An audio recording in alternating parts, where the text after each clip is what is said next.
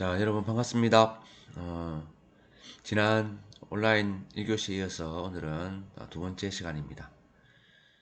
사실 녹음을 40분 정도 다 녹화를 했는데 어떻게 됐는지 음성이 안 나와가지고 다시 새로 하고 있습니다. 지금 허탈하네요.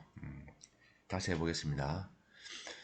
이번 시간은 배경 지식이 필요한 시에서 수업을 진행해 보겠습니다. 우리가 미술이나 음악 감상할 때 그 작품에 대한 배경 지식이 있으면 굉장히 커다란 도움이 됩니다. 마찬가지로 문학 작품도 감상에 있어서 때로는 배경 지식이 필요한 경우가 있더라. 그래서 오늘은 배경 지식의 중요성에 대해서 알아보겠습니다.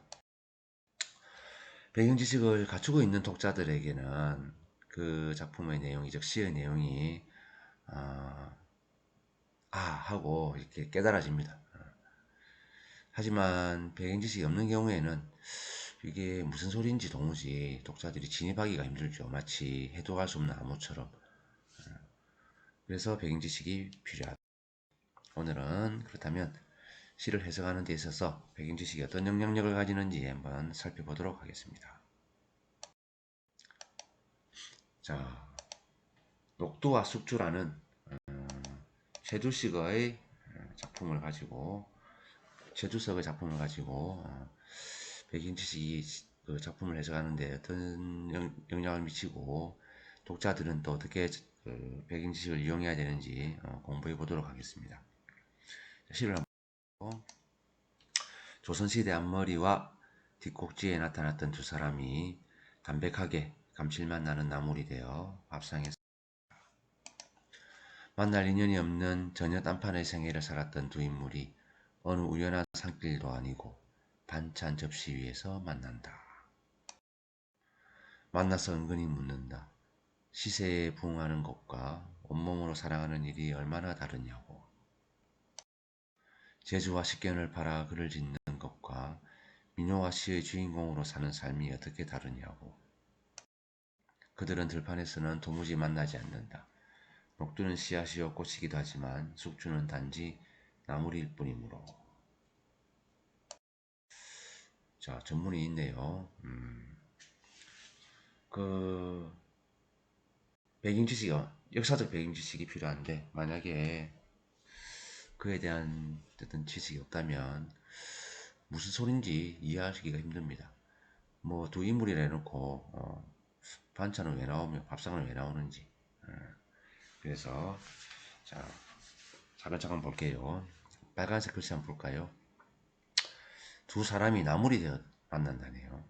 그리고 전혀 딴판의 생애를 살았던 두 인물, 반대되는 인물이겠죠. 반찬 접시 위에서 만난다. 한번 보겠습니다. 파란색 볼까요? 시세에 부응하는 것과 온몸으로 사랑하는 일, 제주와 식견을 팔아 글을 짓는 것과 민요와 시의 주인공으로 사는 삶.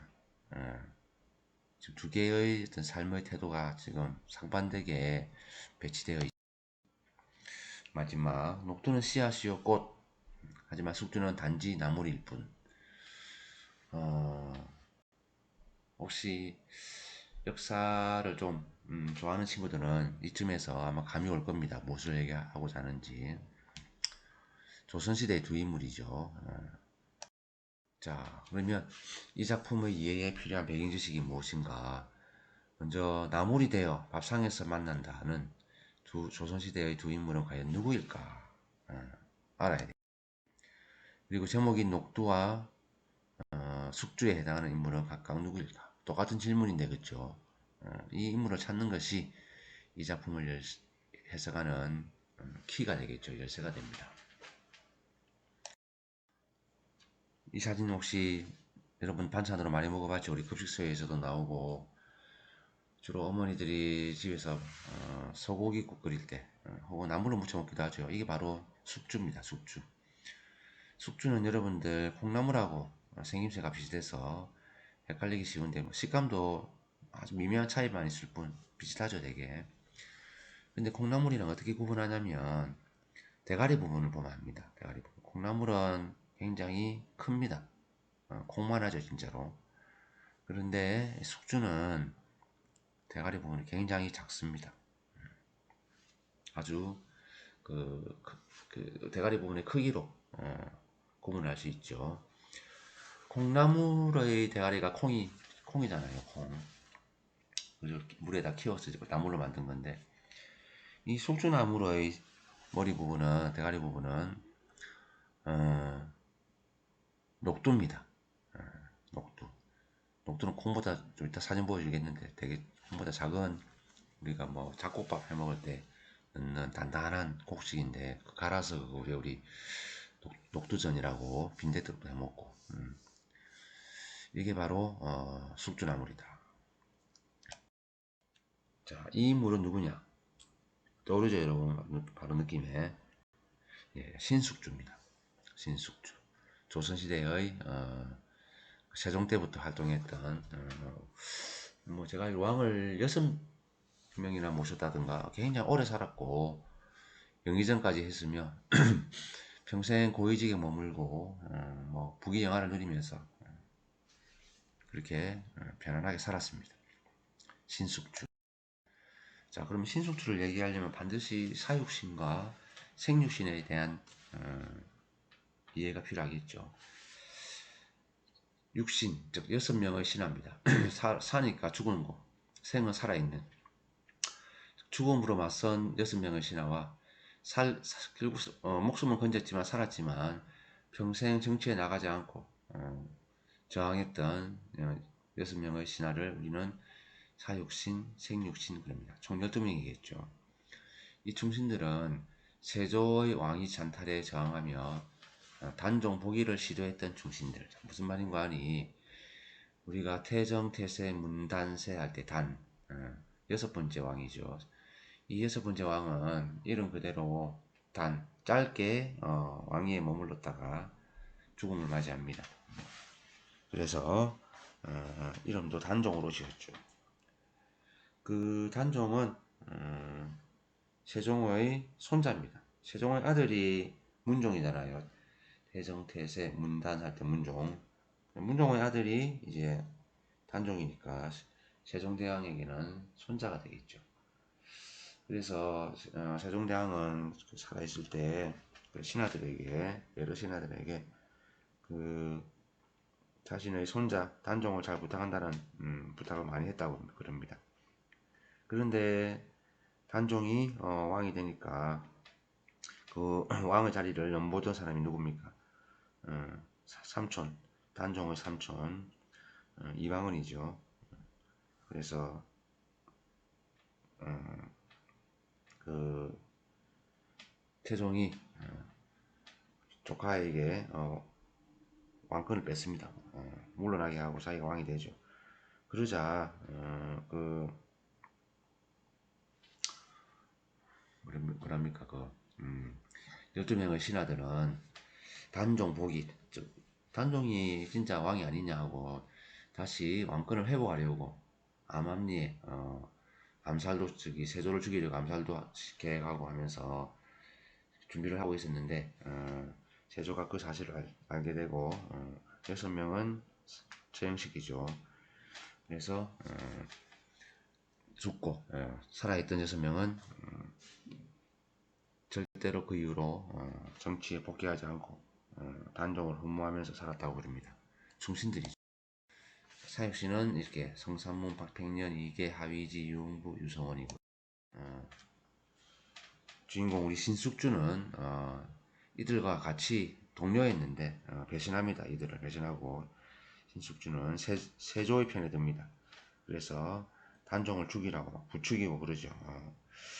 그래서 변절자지 한마디로 우리가 특히 6.25 문화였던 한국에서 이렇게 충성을 뭐라 해야 됩니까 신뢰를 깨고 배신했다는 것은 굉장히 나쁜 평가를 받죠.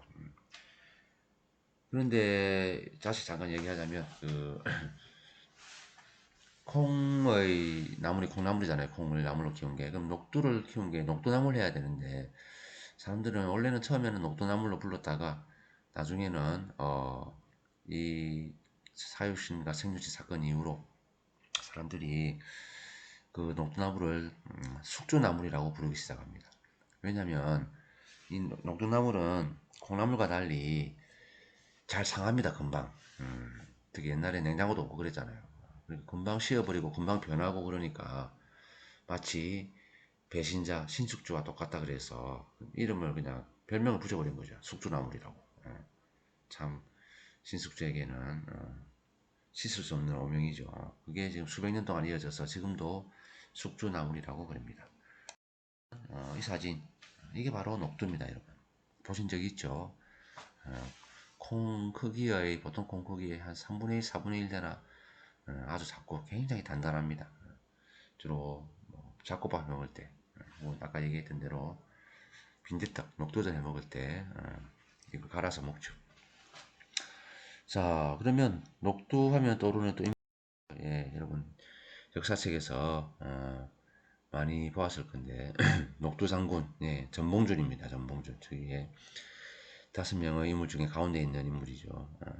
이 사진이 여러분들 아십니까? 혹시 동학농민전쟁 마지막에 실패하고 경복궁으로 끌려가는 장면이죠. 가서 처형당합니다. 재판받고. 녹두 장군 전봉준은 동학농민전쟁의 어떤 주인공이라 할 수 있는데 이 동학농민전쟁이 어떤 식으로 이루어졌는가 그 과정을 잠깐 보겠습니다. 1892년에 100년 넘었죠. 전라도에 고부라는 지역에 군수 조병갑이 등장합니다. 임용 아무래도 그 부임하게 되죠. 군수는 뭐 우리 양산으로 치면 양산시장쯤 안 되겠습니까? 그래서 고부 군수에 참동사가 정말 잘 되기로 유명한 곳이었는데 부임하고 나서 이 사람이 탄간오리의 대명사입니다. 굉장히 백성들을 괴롭히고 심심하면 불러가지고 일 시키고 그 다음에 세금도 많이 걷고 하여튼 농민들을 너무나 많이 괴롭혔습니다. 그래서 참다 못한 농민들이 그 마을의 훈장이 바로 전봉준입니다. 이 훈장을 찾아가서 억울함을 호소합니다. 그러자 전봉준이 이제 조직을 하죠. 군대를 조직해서 그 고부 군수 군청을 관할을 쳐들어갑니다. 조병갑은 놀라서 도망가고 군청은 이제 그 관할을 털어가지고 식량 다 꺼내고 농민들에게 나눠주고 그렇게 시작이 됩니다. 봉기를 한 셈이죠. 그러자 저쪽에 정부군이 이 농민군들을 해산시키려고 반격을 하는데 황토현에서 만납니다. 전라도 황토현에서 만나서 격파를 합니다. 농민군이 이기는 거죠. 농민군은 오히려 이겼습니다. 그래서 전주까지 전북 전주까지 점령하게 됩니다. 그러자 경복궁에서는 중앙정부에서 놀래가지고 왜 놀랬냐면 이 동학 농민들이 목적지가 바로 경복궁이었거든요. 왕을 직접 만나서 이야기하고 싶다 해서 위로 쳐들어 올라오는 거죠. 그러자 너무 놀래가지고 청나라 군대 그 당시 위안스카이가 그 서울에 한양에 있었는데 부탁을 합니다. 청나라 군대를 좀 와서 청나라 군대가 와서 이 난을 좀 진압해 달라고. 그런데 여러분 참 우습지 않습니까? 고종은 정말 못난 인물입니다. 자기 나라 백성을 죽이라고 외국 군대를 부르는 게 한 나라의 왕으로서 할 짓입니까? 근데 더 문제가 된 거는 그 당시에 일본과 청나라는 조약을 맺고 있는 상태였거든요. 그래서 한 나라의 군대가 오면은 다른 나라도 군대를 조선에 주둔하기로 조약을 맺었습니다. 그래서 청나라 군대가 온다는 소식을 듣고 일본군이 먼저 도착합니다. 그 군대를 경복궁에다 조준시키죠. 마침 그때는 경복궁에 군인이 거의 없었습니다. 다 밑에 난을 진압하러 간다고. 그래서 이 사실을 전해들은 농민군은 해산을 합니다. 우리 더 이상 싸우지 않겠다 하고 그동안 그 정부군으로부터 빼앗은 무기들도 다 돌려줍니다. 어떻게 보면 참 순진했죠. 우리는 외세가 조선에 와서 같이 전쟁하는 것을 원치 않는다 이래서 농민군을 해산합니다. 그러자 이때다 싶은 일본군은 경복궁을 점령합니다. 근데 그 점령군의 대장이 누구였냐면 일본의 전 총리 아베 신조 있죠. 구구파 도라이세기 얘의 외할아버지가 경복궁을 점령한 대장이었습니다. 참 아이러니하죠, 역사가. 그러자 농민군을 다시 재결성합니다. 정봉준이. 그리고 이번에는 목표가 외세 축출이었습니다. 외세를 몰아내겠다. 그래서 서울에 올라가는 중에 충청도 우금치라는 곳에서 넓은 들판이었는데 여기서 일본군이 있죠. 그 당시에는 전쟁을 해서 그냥 말이 전쟁이지 거의 학살당했습니다. 전멸당했죠. 거의 다 죽었습니다. 거의. 일본군은 단 한 명의 사상자가 안 나왔다고 합니다. 한 명 뭐 경미한 부상을 입었다든가 그런데 정말 게임이 안 되는 그런 전쟁을 해버렸죠. 정신력만으로는 이길 수 없다. 그 당시 신식 무기를 가지고 있었거든요, 일본이. 그리고 전봉준은 생포되어서 그 경복궁역과 사진처럼 실려가서 사형당합니다. 더 놀라운 사실은 그 이후로 조병갑이 복귀를 하는데 그전엔 군수였잖아요. 근데 이번에는 판사로 복귀를 합니다. 그래서 판사가 돼서 재판을 하는데 정말 아이러니하죠. 동학 2대 교주 최시영 이 사람을 직접 재판하고 속전속결로 사형을 집행해버립니다. 정의가 이겼으면 좋겠는데 이기지 못할 때가 역사적으로는 더 많은 것 같더라고요. 참 씁쓸한 순간입니다.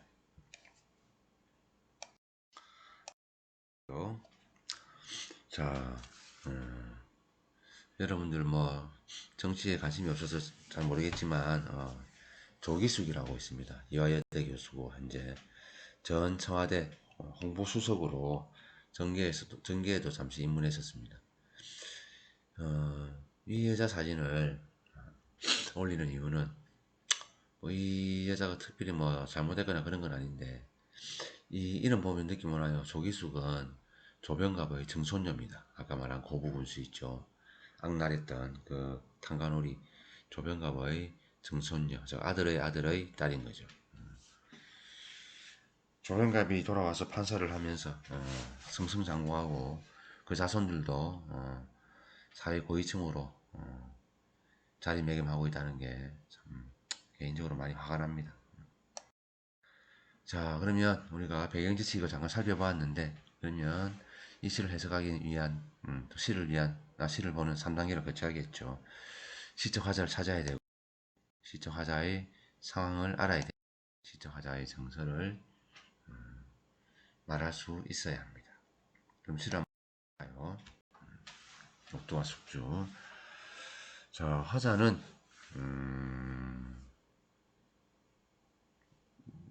아이는 알겠죠. 마토가 어른이고 남자인지 여자인지는 근거가 없습니다. 나와 있지 않습니다. 중요하지 않고 어떤 어른인데 직업도 알 수가 없고 막연합니다. 좀 화자가.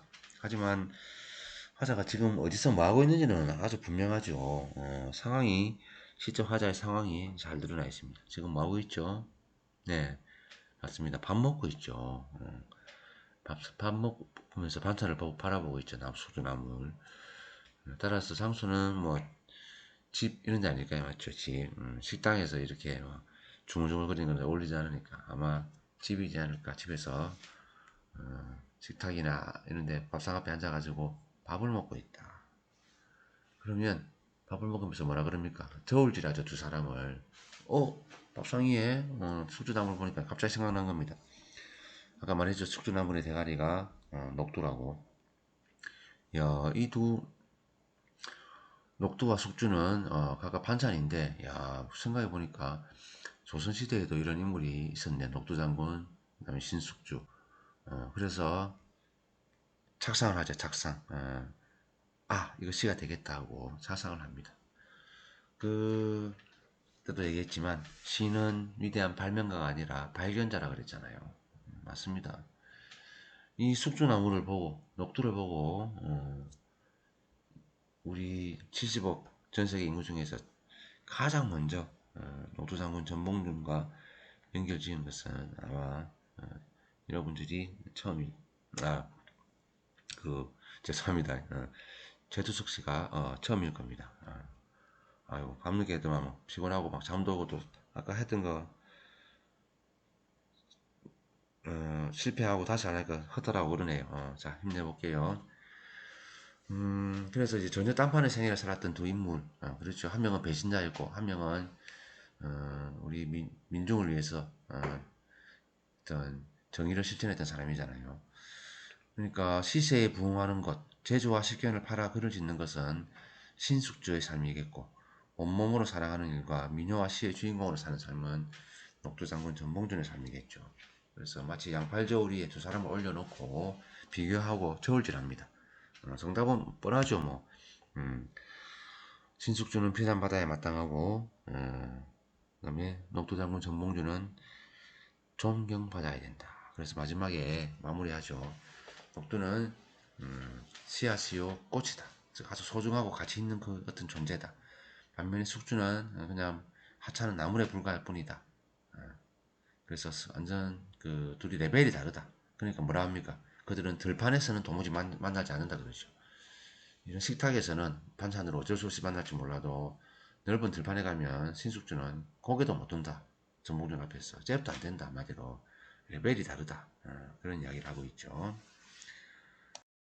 자, 잠깐 쉬는 시간 갖도록 하겠습니다.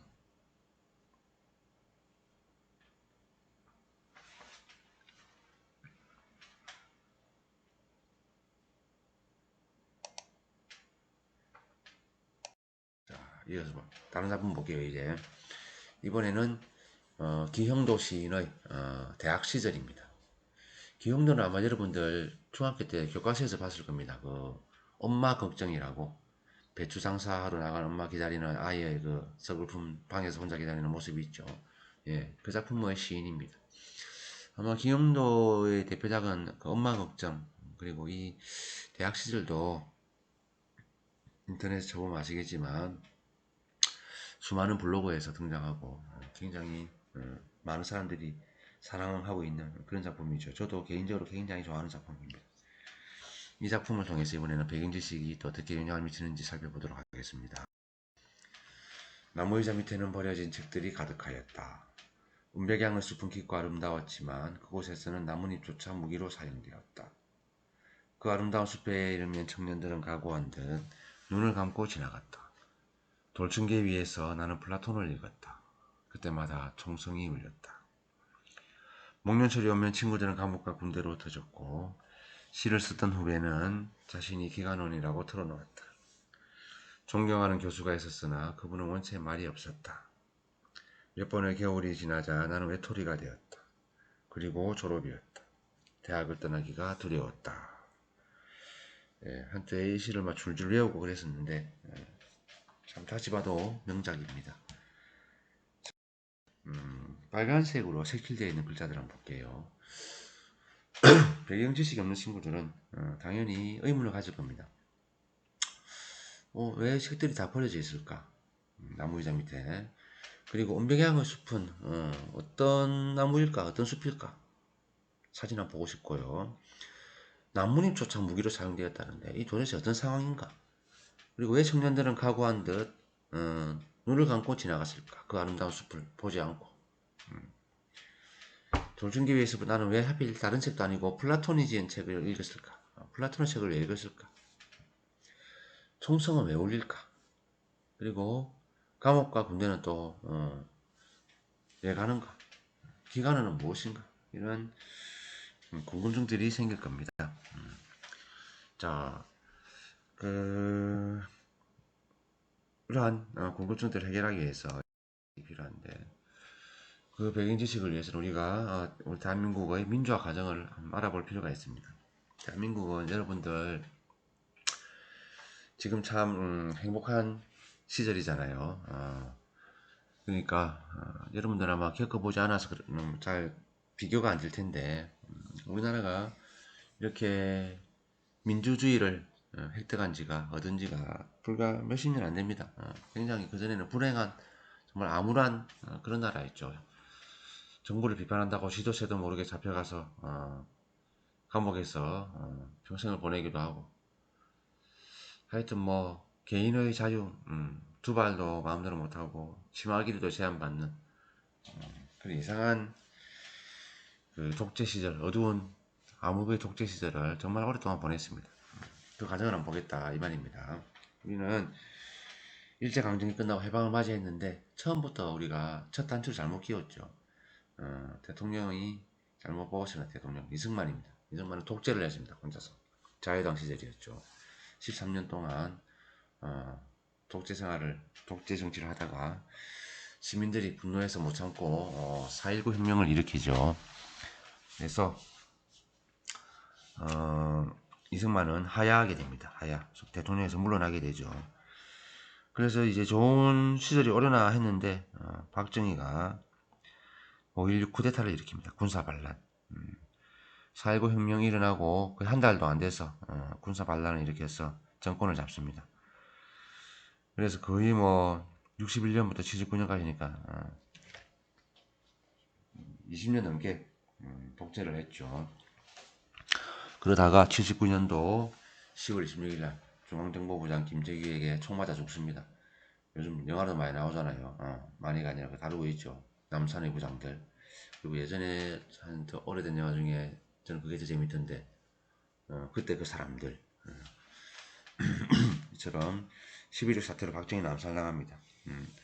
그래서 그때 잠시 한 달 정도 이제 그 뭐라 해야 됩니까?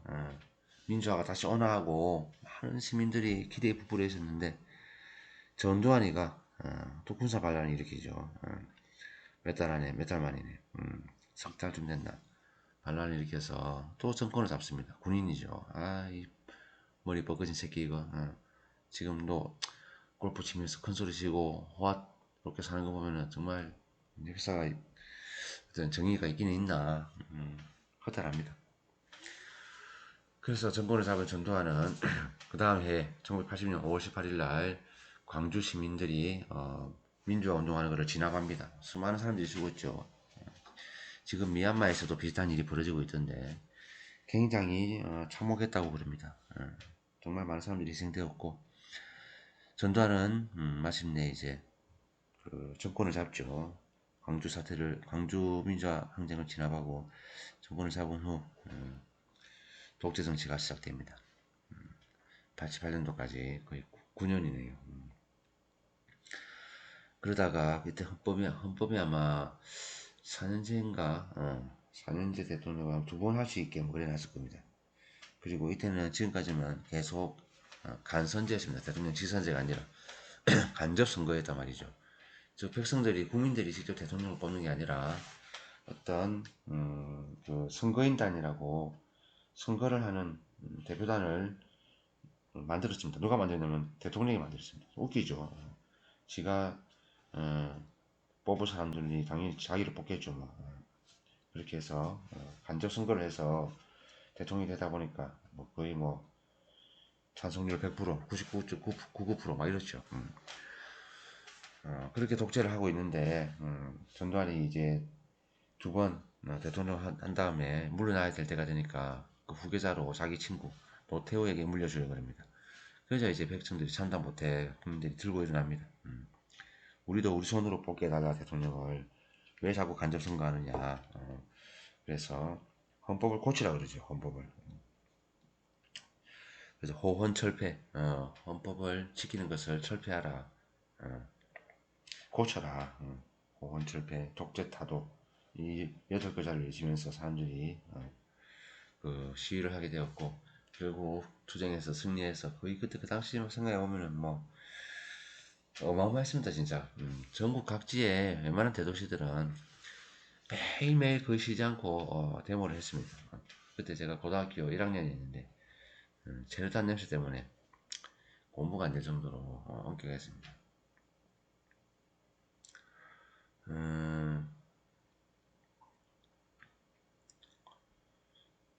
잠이 와서 그러네요. 자꾸 뭐 졸립니다. 죄송합니다. 다시 힘내서. 그래서 이제 헌법을 뜯어 고치게 되고 노태우가 그때 TV에 나왔던 게 기억나네요. 나와서 대국민 선언을 합니다. 더 이상 이렇게 버티다가는 나라가 뭐 뭐라 해야 됩니까? 그 국민들이 가만히 있을 것 같지 않으니까 항복한 건 한 방 물러선 거죠. 그래서 6.29 선언을 합니다. 6월 29일 날 87년 6월 29일 날 미안하게 됐다. 뭐 그래서 우리는 이제 앞으로 헌법을 고쳐서 직선제로 나아가겠다. 그런 내용입니다. 그 당시 국민들이 4.19 이후로 정말 오랜만에 어떤 그 성취를 맛보았고 성취감을 맛보았고 그 다음에 직선제를 할 수 있다는 우리 스스로 대통령을 뽑을 수 있다는 기대에 부풀었습니다. 근데 참 웃기게도 그래서 대통령 선거를 했는데 노태우, 김대중, 그 다음에 김영삼 이렇게 세 사람이 나왔었는데 김영삼과 김대중이 표가 분산되니까 어부지리로 노태우가 그때 30몇 프로였던 것 같은데 득표율이 당선됩니다. 그렇게 힘들게 그렇게 많은 희생을 해가면서 직선제를 쟁취했는데 정작 대통령은 노태우가 되더라. 그런 어이없는 사실. 자, 잠깐 조금 빨리 진행해 볼게요. 자, 이 사진은 연세대학교 정문에서 이제 학교 안으로 들어가는 커다란 진입로입니다. 진입로. 연세대의 상징이 나올 수 있는데 이 양쪽에 보이는 나무가 바로 은백양 나무입니다. 그래서 이 길을 백양로라고 그러는데 이 계절이 아마 지금 이 사진은 아마 봄일 겁니다. 봄. 그래서 이 잎사귀가 아주 무성하지는 않은데 여름이 되면 어마어마하게 무성해지죠. 굉장히 싱그럽고 아름다운 그런 경치를 제공해주는 은백양 나무 숲입니다. 참고로 그 기영도 시인이 연세대 출신이거든요. 그래서 자신의 학교의 상징이었던 백양로를 시에서 언급하죠. 그냥 총성은 이겁니다, 여러분. 총성. 군인이 쓰는 실탄이 되는 총이 아니라 이게 뭐죠, 여러분? 최루탄이죠. 최루탄을 발사하는 총인데 소리가 아유 무섭습니다. 펑펑 하는 게 45도로 저 위로 향해서 곡선으로 날아가게 쏴야 되는데 그 당시에 무자비했던 군사정권이 전두환 되었죠. 이 총을 직선으로 쏩니다. 직선으로. 이한열이 연세대학교 지셔츠도 연세라고 적혀 있네요. 전 세계의 어떤 그 신문들에 실렸던 사진입니다. 이 사진에서부터 육시방쟁, 1987년의 그 민주항쟁이 시작되는 겁니다. 이한열이 머리 뒤쪽인가요? 이쪽에 눈이었던가? 그 제루탄을 맞고 사망합니다. 참 슬픈 사건이었죠. 이때가 육시방쟁 바로 전날 6월 9일이었습니다.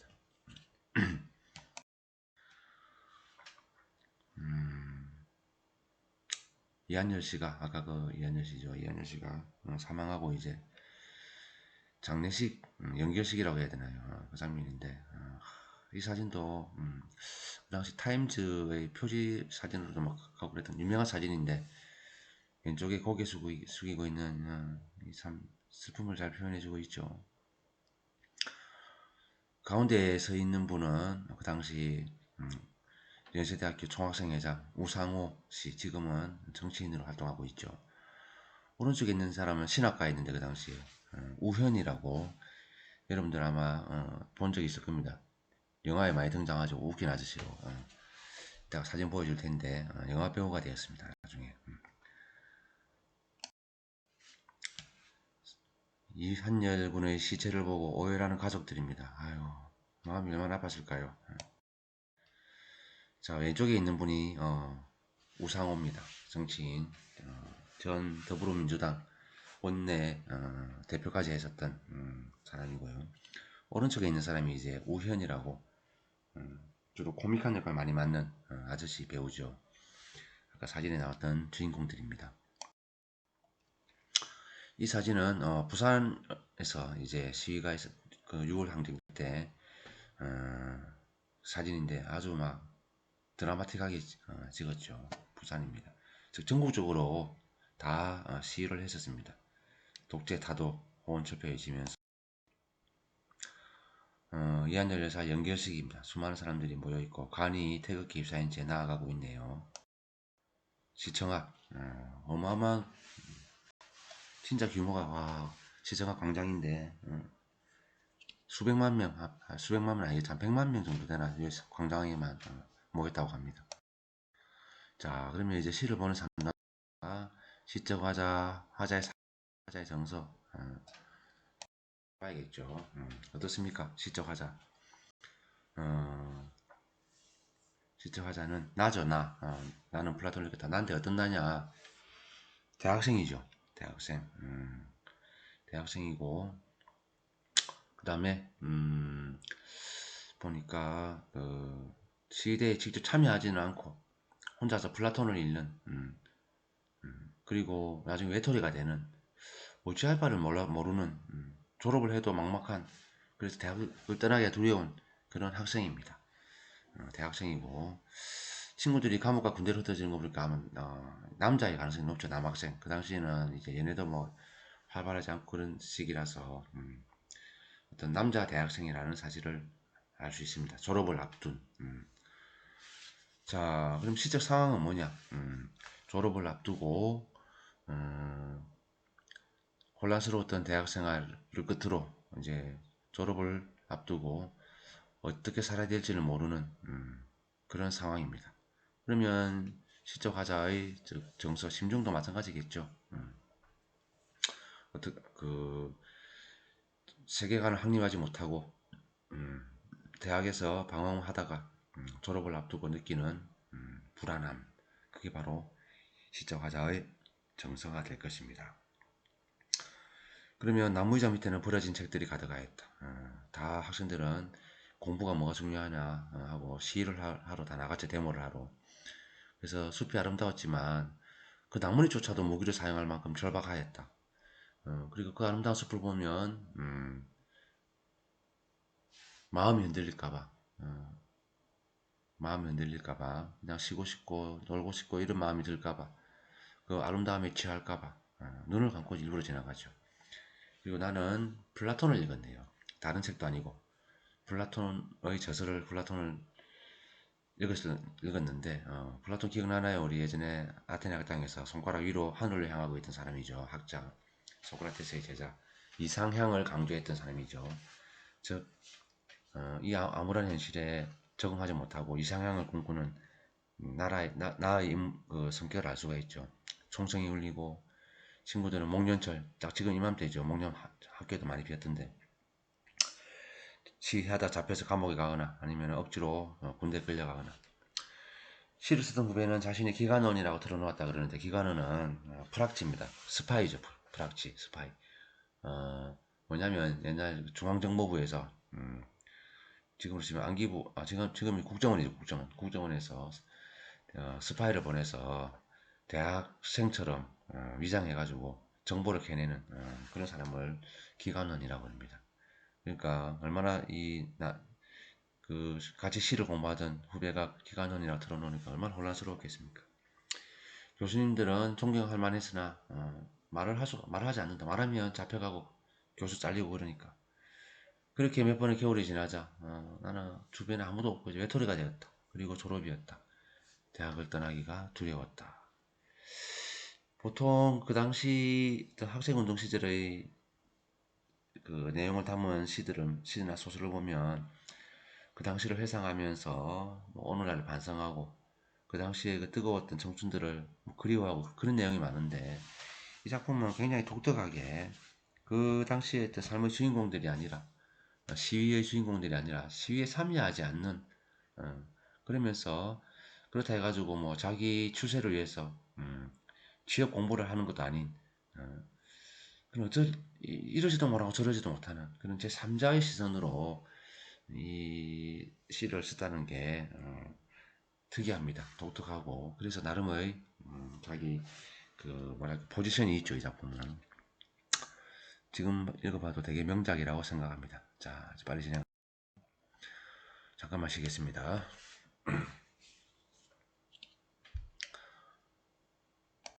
자, 퀴즈. 이 퀴즈로 여러분들 매번 하듯이 출석을 대신하는데 한 번씩 보면 마지막에 출결, 설문 제출 클릭을 안 해서 선생님에게 안 들어오더라고요. 그래서 결과 처리되는 경우가 있으니까 이번에는 꼭 제출을 눌러주세요. 자, 퀴즈는 작품 제목 맞추기입니다. 세 글자의 작품 제목 맞추기. 보겠습니다.